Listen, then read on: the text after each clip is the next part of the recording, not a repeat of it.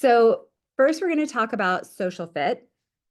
And when we talk about the word fit and college admissions and college applications, the three usual categories are academic fit, social fit, financial fit.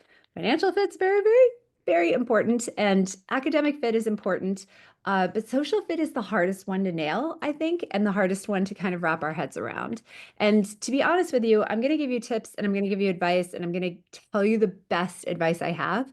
But at the end of the day, there is a certain gut check factor to this and a certain amount of leap of faith about it. And sometimes students think that a college is their best social fit and it doesn't turn out to be the best social fit. And I want to normalize that that is okay. And we've had a lot of transfer activities since COVID. I think a lot of us who didn't, I went to one college all 4 years and stuck it out and loved my experience, even with ups and downs. And I think that for those of us who had experiences like that, it can be hard to think about possibly transferring or having an experience that is less than ideal. But that's it. It's actually like really okay. And the kids that I've seen transfer and make that kind of decision have really benefited from it and done well. So keep that in mind. It's okay that if what you think is going to work out doesn't work out. But all of that said, let's talk about it.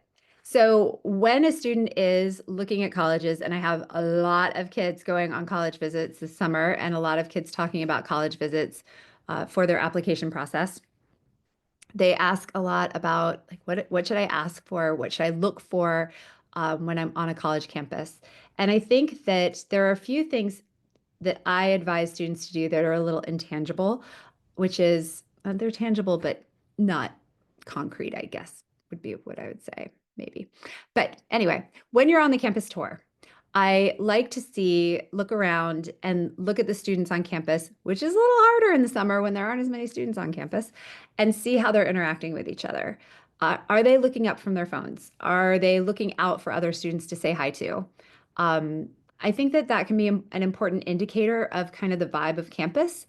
And of course, you shouldn't take like one moment and blow it up to extrapolate like that's the entire experience on that campus. But I do think that you can get a little bit of a vibe check from just seeing how students interact with each other. I was a tour guide when I was an undergrad, and as I walked across campus, students would yell out their windows and say hi to me and things like that. Um, because I went to a smaller school, we had 4,500 students. That was something that happened because people knew we knew each other, and people would make jokes and say hi and things like that. And I think that that kind of vibe, if you're looking for that, is kind of cool to look out for. And I would expect that on a smaller campus. My own son, who just graduated on Saturday and is heading to a state university here in Florida. He's going to be going to Florida Atlantic and Boca. He would not like that. He does not want that kind. He wants a big campus and he wants to be somewhat anonymous. I don't know what that says about him, but he's looking for the big state college experience. And so he would not think that that was cool, but I would think it's cool. So different kids looking for different kinds of things on a campus, and he probably wouldn't like a campus that's that small. And I think a campus that small is where I would like to be. So no matter what your personality trait is, while you're on a campus tour, I would be looking at things like that. I also look out for students wearing merch from their schools. And I think, the more I see kids wearing merch and swag from their schools, the more I think kids are, excited to be there and kind of happy to be there. I will tell you that recently I went on a tour of Indiana colleges. I went to the Indiana University Bloomington, DePauw University, and Rose-Hulman Institute of Technology, and Purdue University. And I hadn't been to any of the campuses before, and they were all great in their own ways. But I will tell you, I have never seen a higher percentage of students wearing their college merch than I did at Purdue. Everybody, everybody had on something. It was kind of crazy. And it really stuck out to me. And I noted it to other college counselors who were on the tour with me, like, this is so much merch. And then I really expected to see the same thing at IU. knowing that they have a very happy and rabid, sorry, it's late for me, rabid fan base over there. And I did see some IU merchandise, but I didn't see anywhere close to the amount I saw at Purdue. Take that as you will. But I will just say, now that I've put that in your head, you're never going to be able to go on a college tour again without noting it. So you're welcome. Like, look out for that. My own children now look out for that, which I'm a little bit proud of, actually. Um, you can, on your campus tour too, I think it's really important to go to the student center or to the dining hall. If you can eat lunch at the dining hall, it might not be your first choice because there's always like cute places in town or interesting places in a city to go eat lunch instead. But if you can at least grab a snack at the dining hall or in the student center, then it gives you a chance both to see the food, and food is very important, and food is very important to my students. So yeah, but also to see the way the students are interacting, and are they sitting together in groups? Are they talking? Are they kind of in their own worlds? Do they have their headphones on? Are they all studying? All of those kinds of things kind of give you an impression of what the vibe is at that school. And so I think that the more you can interact with the students, the better. And try to go, there are always days that you can go like open houses or junior previews and things like that, where they might be upping their game in the dining hall a little bit. And I know that some of the schools do this. So it's kind of nice when you go on a day that's not special to kind of see what is available on a not special day, like on a normal day. My junior in college loves his college. He goes to Furman University in Greenville, South Carolina, and he is the happiest college student ever. He wouldn't come home this summer because he just didn't want to leave. And he loves it, but he does not love the dining hall very much. And they have a very decent dining hall, but he says they make stir fry every day. And I said, that is not what I saw when I got there. And he's like, that's because you come on family weekends and you come on special occasions and they're always doing special things for you. He's like, it's always stir fry. So anyway, that's an example of what you can look out for. Um, when you're on a campus visit, or even when you're not on a campus visit, something to look out for when you're first researching colleges is, and everybody laughs when I say this, but my very first question to students is, what kind of weather are you looking for? And weather is part of social fit, because I'm sorry, but I went to college in New Jersey, and New Jersey has like 3 to 4 day stretches where it just spits water on you. And it rains, but it's not like raining, it's just drizzling all the time. And it can be a drag. So you really have to go into New Jersey knowing that. Also beautiful days, also snow, also sleet. But those drizzling spitty days, those were the worst. And, down here, I live in Florida. So whenever I have a student mention to me that they want to apply to Dartmouth, or somewhere like UVM or Ithaca, Cornell. I'm like, all right, have you seen on TikTok the videos of the kids at Cornell heading to the dining hall in the snow and it's going sideways and they have like the opening song from Frozen playing in the background? Because I just want to tell you, like, that's real. They're not faking that. That's not CGI. And I think it's really important because my Florida kids will have gone on ski vacations every once in a while, or they've seen snow, maybe, but they don't know what it's like to live in snow for like 6 months, or to have snow for even 4 months, or to be cold in October. That is not a natural experience for us. So I need to make sure that they understand that they're going to be cold and that it is a different experience than growing up here. On the flip side, I need to explain to my Northeast kids who are dead set on coming down here and to Miami, and they think it's going to be a darty every day, and they're going to wear bikinis to class, that it's also hot and it's sweaty, and you have to make sure you're going to miss seasons a little bit. And there's also a lot of rain and lightning and thunder and hurricanes. So in any case, what I'm saying is weather is important. And I think that that's an important thing to think about when you're talking about college, because it actually affects your mood more than you think it does. I actually craved winter and wanted to go to a college with winter. My husband is from Dallas, Texas, and he really does not like winter at all. And he was pretty sad. We both went to college in New Jersey, and he was pretty sad for the 4 years. Like, winter did not go over well with him.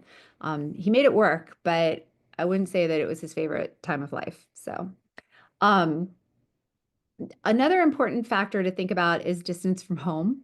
And I've been a little bit surprised this year. I've had a couple of kids who started off looking very far away from home, and then at the end of the day, they just really didn't want to go that far away from home. And I do think that this is an important factor. I'm somebody who I'm an adventurer. I like to travel. I like to go far.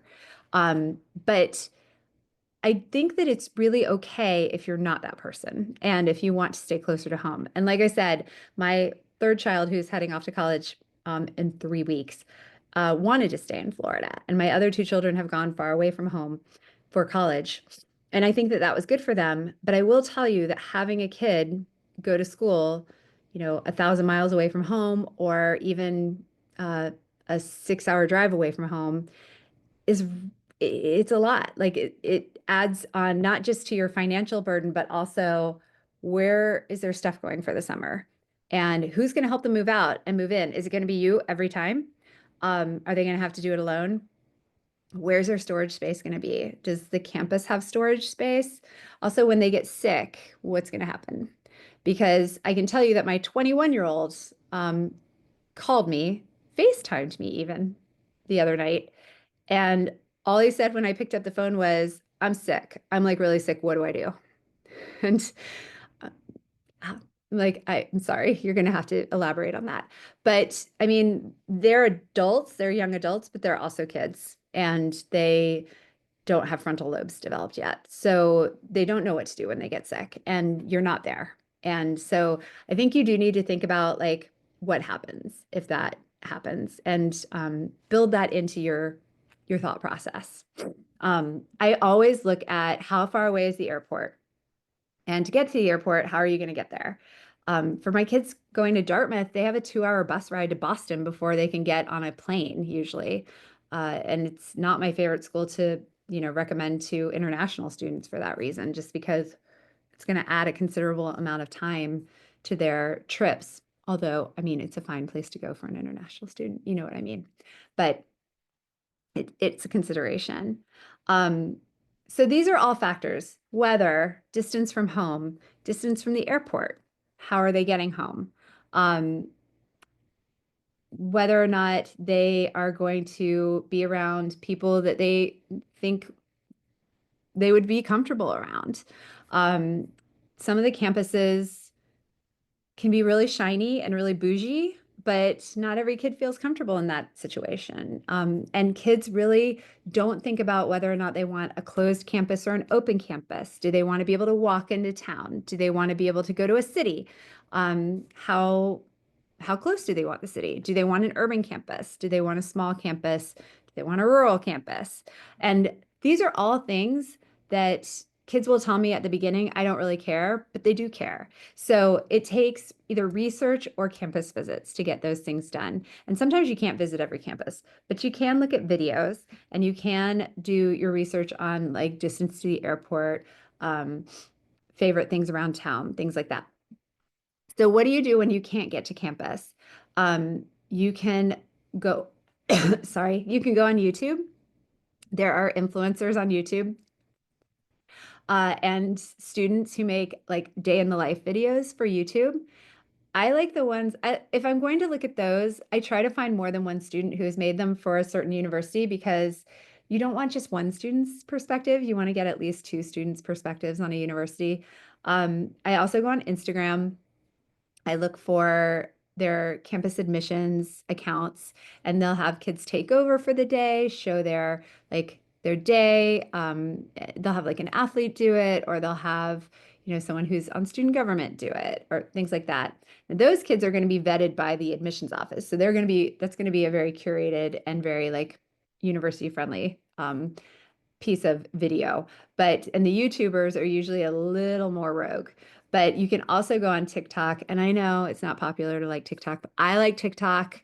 And I love to see what the kids are doing on TikTok and all the students on TikTok. They are so happy to give you a tour of their campus and their dorm room and the dining hall and everything else. So TikTok, YouTube, Instagram, all your friends. And I would rather see the students give their reviews just don't ever take one student's opinion. Like always make sure you take more than one student's opinion. There's also other tools, like my favorite is, and Jeff Salingo, who was on here a couple of weeks ago, and he's the author of Dream School. I'm always hustling for Jeff Salingo, but he and I agree that the student newspaper is a really good place to go to look for kind of what the student experience is, or what the students are thinking about, or what they are upset about at any given moment. And I specifically like the op-ed page because that's where the letters to the editor are, and that is where the kids are basically airing their grievances. And I want to know what their grievances are. So I feel, and Jeff and I, we both love the student newspapers because we're both, alumni of student newspapers and journalism programs.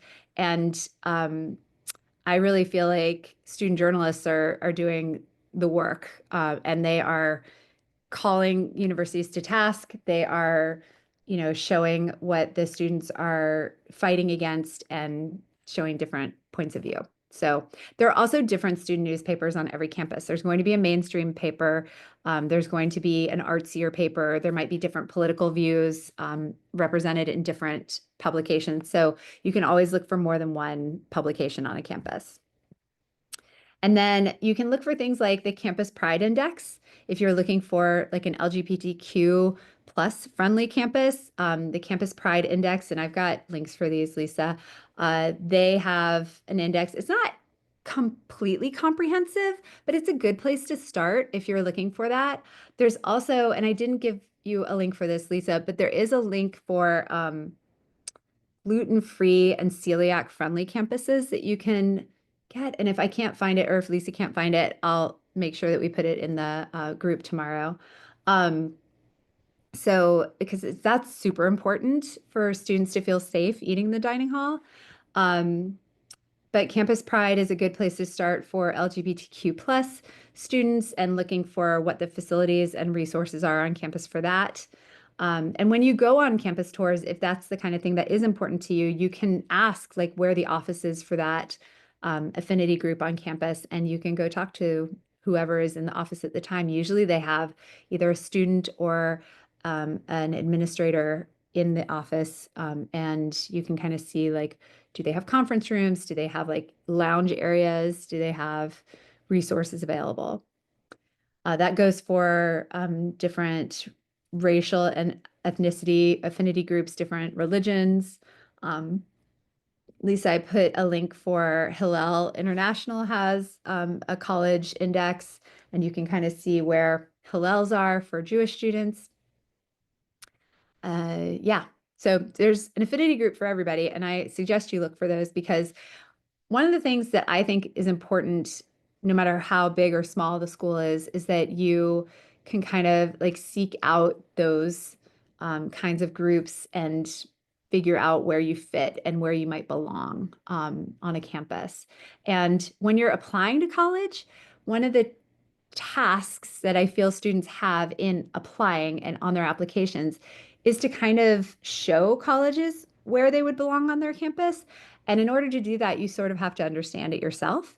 So these are all ways for the student to figure out, do I actually feel like I would belong there? And if so, that's a great thing to know before you start your applications. And you can kind of talk about it in your applications. These are all awesome things to know for the like YSSAs and things like that. So kind of does double duty too. You don't want to talk about the weather, I'm sure, in your essays, but you know what I mean. So we have Campus Pride, TikTok, social media. We'll just call it social media because when I say TikTok, I feel ridiculous. Weather, distance from home, reading student newspapers or publications, campus tours, and just kind of like checking out the vibe and the way students are interacting. And then there is a show called The College Tour that is available on Netflix.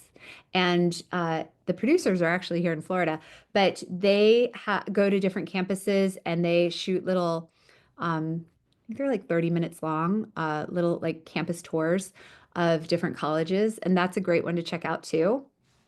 You can go like thumb through all of them. And let me just like make a suggestion.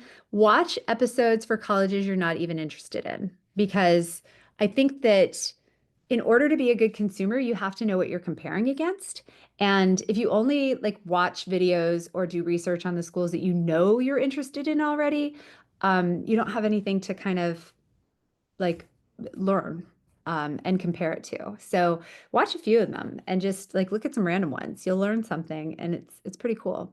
And colleges have so much to offer. Like I'm always blown away by how cool colleges are. Like I'm an easy audience. I completely admit that. This is, something that I nerd out about. But going to go on college tours and college fly-ins, like I love just getting to discover what schools' little hidden wonders are. And everybody's got like such cool things going on. And I think that it will make you feel a lot better if you do that because I know for me, something people ask me all the time is, isn't it hard to be the college counselor for your own kids that you gave birth to? Because I've done it 3 times now. And I always say, no, they're my easiest because I don't have to convince their mom that they're going to be okay wherever they go. Because I know that they are, because I've seen all these places and I know the people who work there, and I have seen students go there and be happy and thrive and get jobs afterwards. So I think that the more you see colleges and the more you talk to students there and the more you realize that there are a lot of great things going on all over the place, and not just, at the same 20 schools that we hear about all the time, I think it will make you feel a lot better and make your kids feel a lot better too. And the last thing I want to bring up before I talk about mental health is an app called Zeme.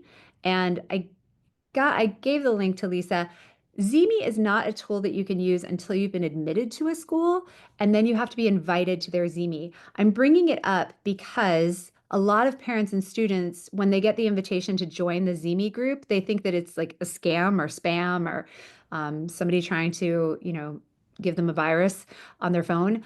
And it's not. It's a legit company and it's a legit thing that campuses are doing. Universities are using Zeme to try and build community and to allow students to meet each other in a kind of safer space than just the wilds of the internet.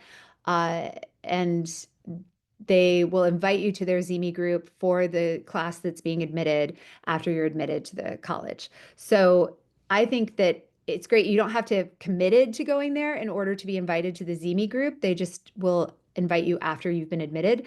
And I would encourage your students, it's really hard to get them to like opt into anything because they don't want any other text messages and they don't want any more like emails, God forbid.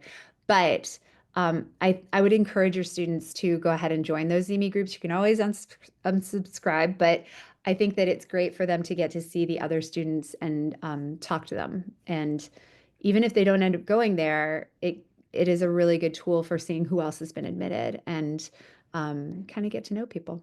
So it's really good. Mental health is part of social fit. So I'm going to transition to mental health by talking about the way that it affects social fit. Campuses are different and vibes are different.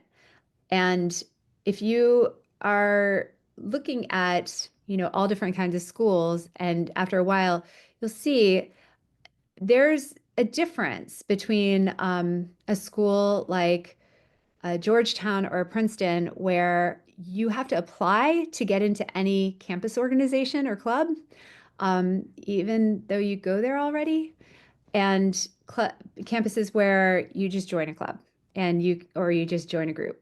So when you go on those tours and they talk about how they have 300 clubs on campus, and if it doesn't exist, you can create it, and all you have to do is get some friends together, and you can get funding from the university, and then you can have your like diner breakfast club at Dartmouth.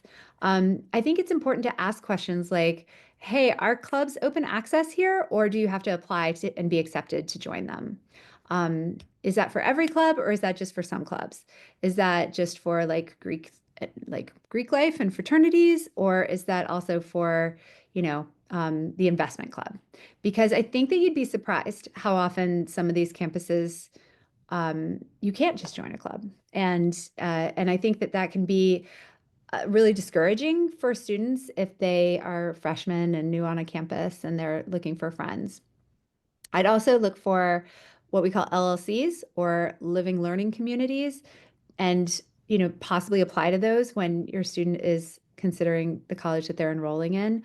Michigan has these, FSU has these, all kinds of campuses have these, but basically you live in an area of a dorm with other students who are interested in something you're interested in. And like at Michigan or FSU or other schools that have these, it's not necessarily your major. It can be your major, but it can also just be music. Or I think Purdue has an LLC for musical engineers, or you know, people who are interested in creative writing. Like it can be anything, but really look at those kinds of things because it can help ease the transition into college.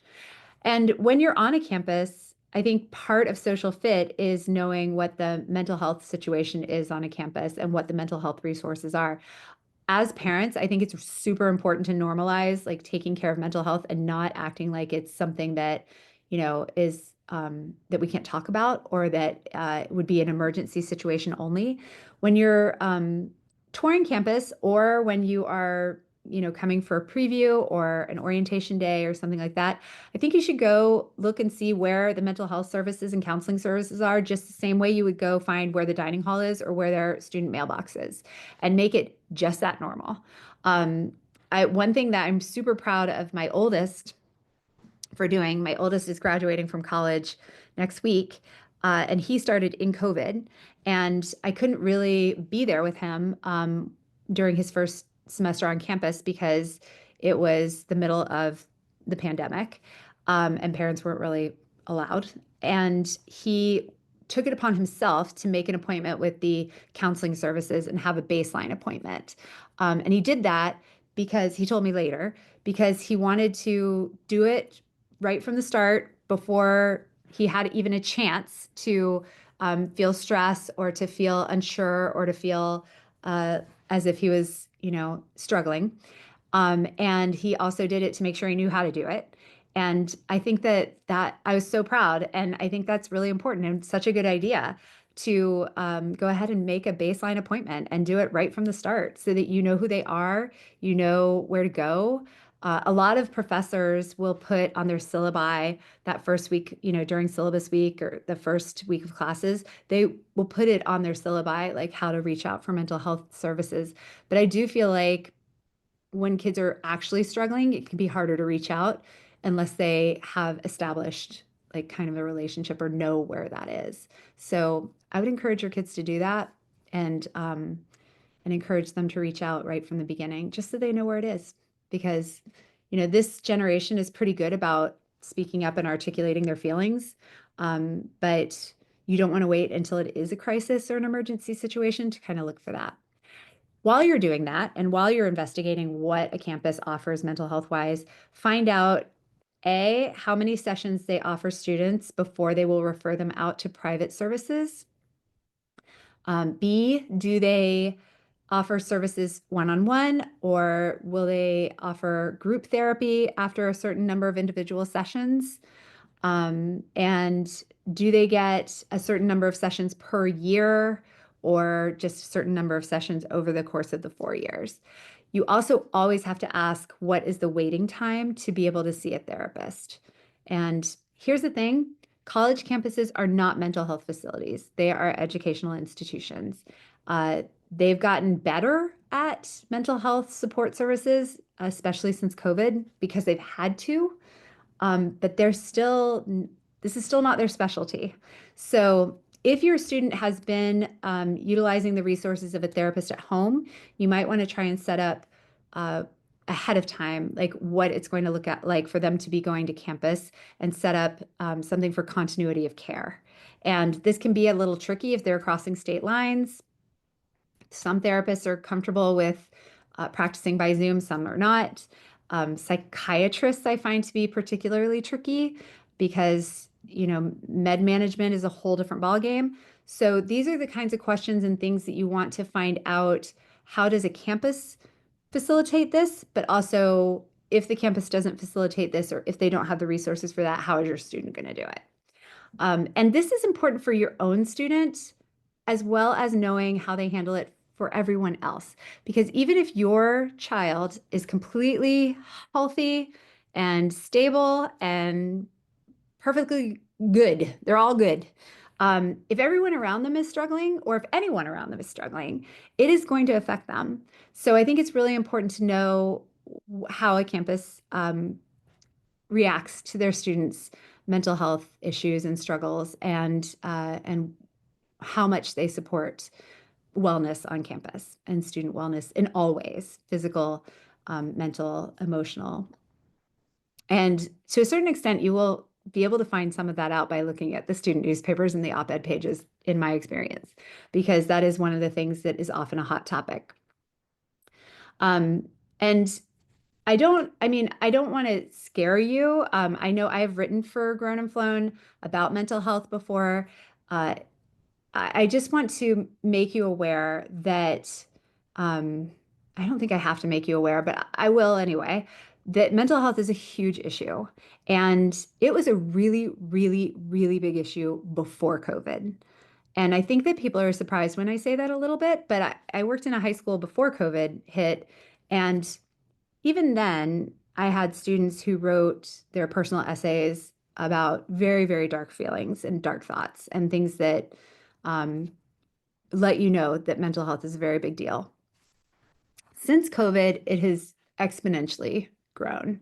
And I don't want to, be dark and depressing, but I also think it's really critically important to say that you have to be aware of how bad it is, and that we're the only people who can advocate for our kids at the end of the day. So you treat mental health like physical health, because it is, and we don't want kids to tough it out. We want to make sure that they have resources available to them. We want to make sure that they are supported, and that they know that they're supported, and that they know that they can talk to you if they need to. It's the most important thing. And if it can't be you, it needs to be somebody on campus. So you need to make sure that they have the resources to reach out to somebody. Um, Campuses do not advertise, uh, their how many kids are dying on campus every year, or how many kids are struggling on campus every year. But it is something that I would, ask students when you meet them on campus, not about that in particular, but like, hey, how is mental health handled on this campus? And like, how do you feel the university supports you in that? If you need an extension, are professors able to work with you on that? If you needed to talk to a dean about taking a leave of absence, would you feel comfortable doing that? I have found one of the most disturbing things to me, when I was doing some reporting on this, was that students are scared to seek out help because they're afraid that if they had to take time off for their mental health, that they would cost their parents a lot of money. And they're afraid that they wouldn't be able to come back to college. So I think that's one of the critical messages that we have to give our kids, that it's okay to say, if you need to stop, like if you need time off, that's okay. That no amount of money is worth you. And that, if you have those questions about what that would look like, if you needed to take a leave of absence, or if you needed to come back to college, like, let's find out and let's talk to the college about it. Because I have to tell you, like, leaves of absence take place all the time. And this is something that colleges know how to manage and have managed. And we have to let the kids know that it's okay. Because when I talk to college students one-on-one about this for stories, they were afraid to talk to their parents about it. So we have to make it okay to talk to us about it, and to say, like, it doesn't matter. Like, you need to come home. If you need to come home, you need to come home. Like, if you need help, we get you help. And this can wait. Like, all of this can wait. Nothing is more critical than you are. And that brings me to high school. And when you're facing the college application process, I think that one of the messages that I'm thinking about a lot right now, and that I've thought about a lot this year, because I keep waiting for things to get better after the initial rush of COVID, where it felt really bad. And I felt like the students struggled a lot this year. So it's apparently not going to get better. And so we need to learn how to handle it. And I said I just got through with 2 weeks of AP exams. And one of the things I say to the kids when they come in to take their AP exams is, hey, I'm the college counselor and I'm also the AP coordinator. And I'm right here to tell you, it doesn't matter what you get on this test. Like, I want you to do your best. I want you to try and, score your score so that you have scores to share if you want to, or you can get college credit, and that's great. But you know what? At the end of the day, it's okay. Like this doesn't matter. This is a blip on the screen, friends, especially if it's AP Pre-Calc or, computer science principles, because they are so stressed out. They are leaving to go throw up in the bathrooms. They are not sleeping at night. They are crying. They're having panic attacks over an AP exam. And while yes, these things are important-ish, and they can be helpful, this is not worth it. It's so not worth it. It's not worth throwing up. I don't think it's worth throwing up over. I don't think it's worth losing a night of sleep over. I think we do our best. And then if it's helpful, it's helpful. But they need to hear that from us because they're getting messages from the universe, and from everybody else in their lives that this is like critically important. And while things can be important, not everything can be important, because if everything's important, then you never, ever, ever get to breathe, and they need to breathe.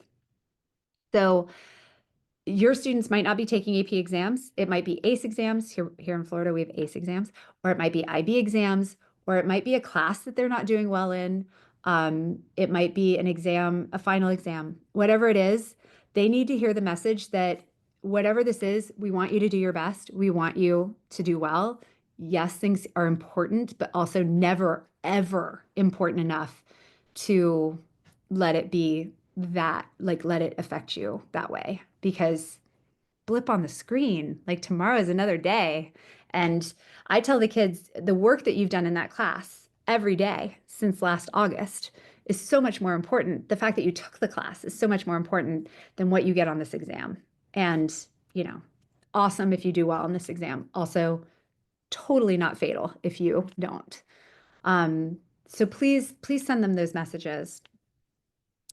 One of the other things, I talked all day long yesterday to students at a big public high school in South Florida, and one of the messages that they kept asking me about over and over again was, how many dual enrollment classes do I need to take this summer so that I can get my GPA up? Like, how many do you think is enough? Like, how high does my GPA have to be? I need to be in the top 5 or else I'm not going to get into college. Doesn't college need to see that I've maxed out every opportunity? So I should take dual enrollment Calc 1 over the summer at the local college so that I can be in BC Calc in the fall.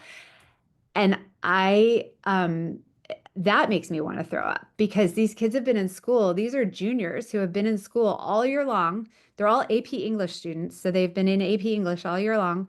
And they're talking about going right to school as soon as school lets out. They're going to go do more school because they think that this is what they have to do in order to go to college.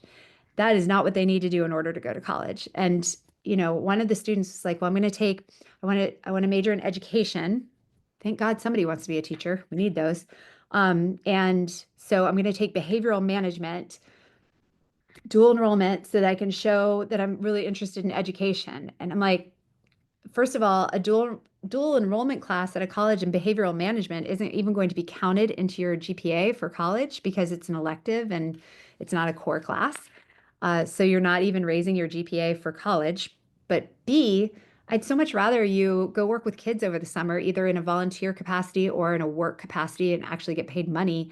And that shows evidence of wanting to work with children, wanting to be an educator. You don't need to take another class. You don't need to sit behind a screen or sit in a seat all summer. Go do things. Go be a human, like out in the world. Go like interact with people. And I think that we get so caught up in all the messages from the media and from well-meaning college counselors and well-meaning teachers and well-meaning adults that they have to do. They have to have an internship. Do you know how hard it is for a high school student to have an internship?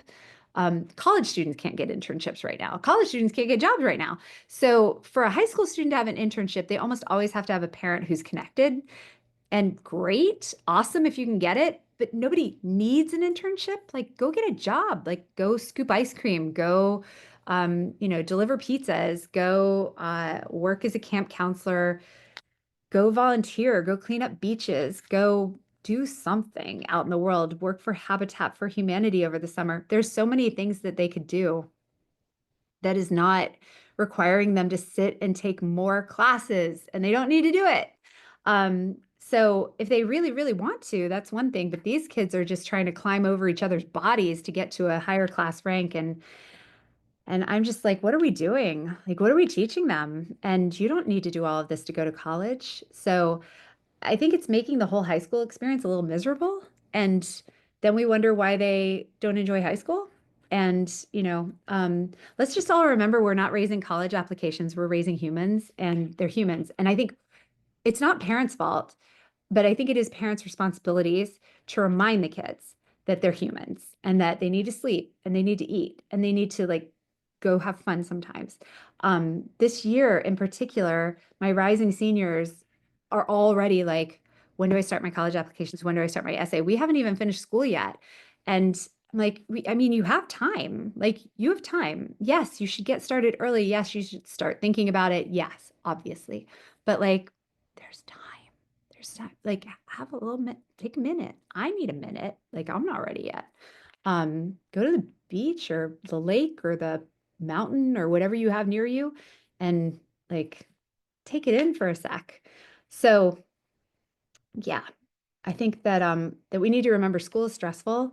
It is really stressful on the kids, and they need a break from school. We would never ask adults to do this. Like, we would never ask adults to go to school for 6 hours a day or work for 6 hours a day, then go play a sport for like 2 and 3 hours a day, then do homework for like 3 hours a day, then maybe also like plan, their passion project or their, 501(c)(3) or whatever they're doing to whatever they think they need to do to get into college. By the way, my IEC group today had our year-end review, and we went over all of our um, profiles for all of our students for the year. And one thing we noticed was that um, our kids who got into Ivies, they didn't do anything like ridiculously out of the world for summers, or they didn't have like the big flashy internships. They didn't have passion projects. They didn't create a cure for cancer. Like, they were really, really good kids with great academic profiles, interesting kids and good writers, and everything that you hope in the world. But they weren't you know they didn't do anything like crazy crazy. They just did normal crazy. So let's be normal crazy at least, and just practice and model self-care for the kids. And so now I'm going to answer questions and see if there's questions to answer. Oh, this is good. I'm glad that he asked this. So Dennis Erdman asked, any advice on how to avoid weed out or cutthroat engineering programs? I imagine colleges won't be upfront about these issues if they have a problem. Um, Colleges might not be upfront, although I think that colleges don't want your kid to come if it's not going to be a good fit either. So I don't think that they're ever going to say, yeah, we're full of weed out classes and grade deflation. And yeah, it's super miserable to go here. But I think that you can definitely ask students and student tour guides, especially if you're not asking them to answer in front of the entire group. And I think for the most part, they are at least somewhat honest about that and will say whether they feel like their classes are collaborative or cutthroat or competitive, or if they feel like it's very intense. Um, I think that you can also go on, and this is something I was going to mention earlier, you can go on the website Rate My Professor and kind of look up some of the engineering classes and see what the students say about the professors in there. I recently was helping actually a lot of kids register for college because apparently I am full service now. And I was utilizing Rate My Professor quite a bit, and it was really helpful. And I've looked at it before, but this time I really had to deep dive on certain sections of certain classes at different universities, and it was very helpful. So you can definitely do that. If you know any of students who are going there, or if you can find any students who are going there, you can ask them for their experiences in the different programs and in different classes and with different professors. And I think that it's a good idea to do that. There is definitely grade deflation in some schools, especially in the engineering departments. There is definitely programs that are more collaborative and programs that are less collaborative. And I think that's an important part of the research of the school. And, I also think it's important to know who your kid is and for your kid to know who they are and to kind of reflect on like what their experience has been in high school and what are the positive things about it that they want to look for in college and what are the things that they wish could have been better, and look for them in college too.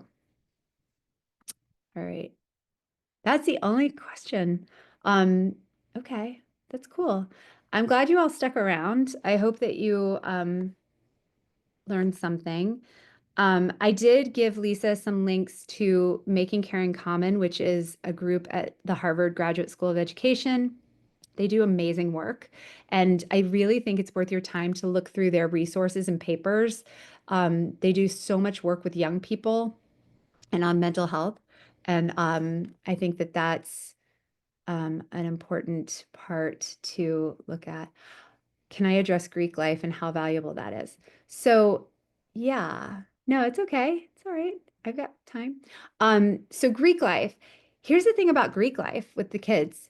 Even though Bama Rush Talk is a big thing, and even though the kids have kind of seen more about like Rush on social media and things like that, they don't honestly understand a lot about Greek life. And so a lot of the kids will say, some of them are like, I definitely want Greek life. I definitely want to rush. I definitely want to be part of a Greek organization. And then some kids are like, I don't know. I mean, what even is it? Like, what does it really mean? And so Greek life is different from campus to campus. I was in a sorority at Princeton, and I'm sure you can imagine that sororities at Princeton are not the same as sororities at the University of Florida or the University of Alabama, or the University of Arizona for that matter. But so I would look at the culture of the Greek life on specific campuses because they are different. And, even at SEC schools, Greek, like sorority rush at Florida or South Carolina is not the same as sorority rush at Alabama or Ole Miss. It's just not. They're like varsity. And, I'd say Florida and South Carolina are like JV comparatively. And I'm not shading them. I think that's not a bad thing, but um, yeah. And fraternities, I would kind of look and see like what the culture is of fraternities on certain campuses. You can definitely look in the archives of student newspapers for that kind of information. There's campuses that have struggled with a lot of problems with fraternities in the past few years or in the past 5, 10 years. And I think that's important to know about. Um, so how valuable I think it is. I think that Greek life can be very valuable for freshmen and sophomores in particular as they transition to campus and as they try to make a campus smaller and find their people. Um, I would never have thought that my second child would be like a frat guy, but he is. He's the vice president of his fraternity. Never would have seen that coming. But he loves it. And I think he loves it because he has really made strong friendships that way and built memories. Even at a small, his school is small. Furman's tiny. It's like 2,300 kids. But even at a small school, he has found that to be a way to help his social anxiety and to like make things easier for him socially. So it has been valuable for him. Um,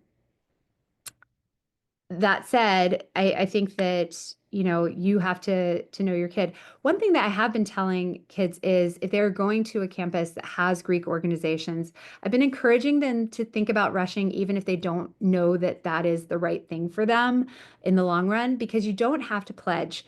But something that I heard from a couple of women at Wake Forest, where sorority participation there is around 90% when you count in all the like unofficial sororities. You have the national chapters, but then you also have local chapters and things like that.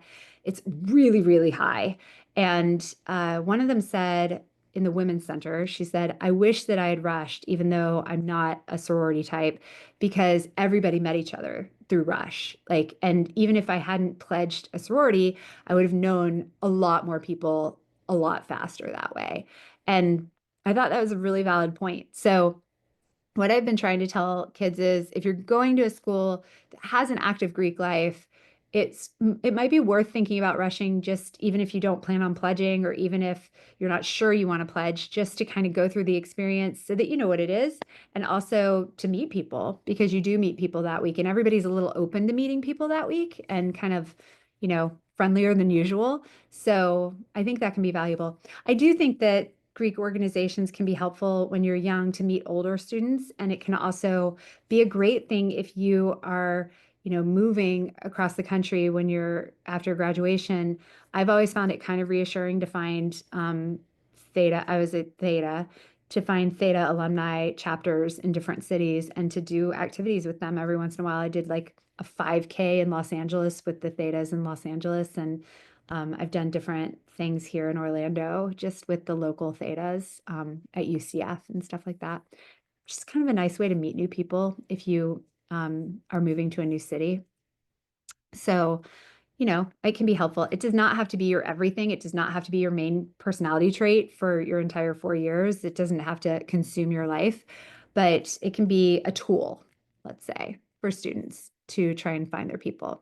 And in his book, Jeff Slingo says that he talks about why belonging matters. And I do think that belonging is a real theme for college and college admissions for this generation of kids.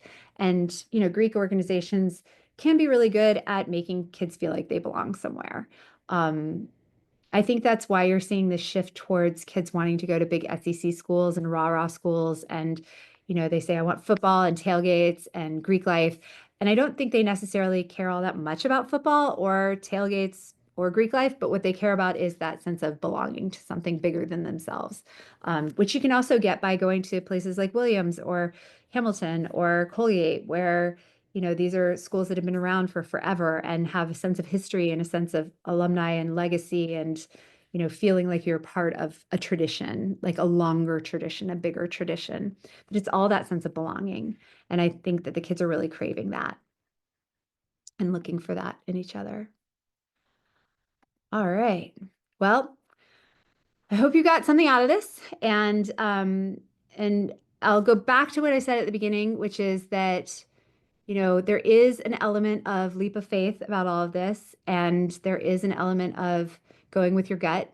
And, I try to tell the kids, like, I, with everything right now, I try to tell the kids, like, it's serious, but it's not that serious. Like, everything is fixable. Everything, like, none of this is the end of the world. So, if they do go to a college and it's not the right place and they don't find their people, they can, they can find another school if they have to. And sometimes that freshman year is just a little rough and tricky.